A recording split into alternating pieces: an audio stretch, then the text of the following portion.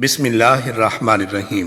سیدنا ابو ذر رضی اللہ عنہ بیان کرتے ہیں کہ میں نے حضور نبی کریم صلی اللہ علیہ وآلہ وسلم سے پوچھا، یا رسول اللہ، سب سے پہلے کون سی مسجد بنائی گئی تھی؟ تو آپ صلی اللہ علیہ وآلہ وسلم نے ارشاد فرمایا کہ مسجد حرام یعنی خانہ کعبہ۔ میں نے سوال کیا کہ اس کے بعد کون سی؟ تو آپ صلی اللہ علیہ وآلہ وسلم نے ارشاد فرمایا کہ مسجد الاقصی۔ میں نے پھر سوال کیا کہ ان دونوں کی تعمیر کا درمیانی فاصلہ کتنا تھا؟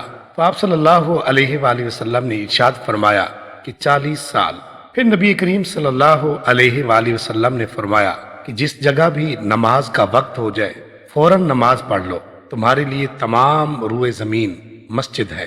ناظرین، اس حدیث مبارکہ کو دیکھ کر اگر سوال کیا جائے کہ ان دونوں مسجدوں کی تعمیر کے درمیان 40 سال کا عرصہ کیسے ہو سکتا ہے، جبکہ معلوم ہے کہ سیدنا ابراہیم علیہ السلام کے تعمیر کعبہ اور سیدنا سلیمان علیہ السلام کے بیت المقدس تعمیر کے درمیان 1000 سال سے زیادہ کا عرصہ ہے۔ تو اس کا جواب یہ ہے کہ اس حدیث مبارکہ میں ان دونوں مسجدوں کی اولین اساسی تعمیر اور ابتدائی تعمیر کے درمیان کا عرصہ مراد ہے۔ کعبۃ اللہ کی پہلی تعمیر سیدنا ابراہیم علیہ السلام نے تو نہیں کی، اور نہ ہی بیت المقدس کی پہلی تعمیر جناب حضرت سلیمان علیہ السلام نے کی۔ ہم تک کچھ روایات ایسی پہنچی ہیں جن سے پتہ چلتا ہے کہ پہلی مرتبہ کعبۃ اللہ کو سیدنا آدم علیہ السلام نے تعمیر کیا، پھر ان کی اولاد مختلف خطوں میں پھیلی، تو ہو سکتا ہے کہ اولاد آدم میں سے کسی نے کعبہ کی تعمیر کے 40 سال بعد بیت المقدس تعمیر کیا ہو۔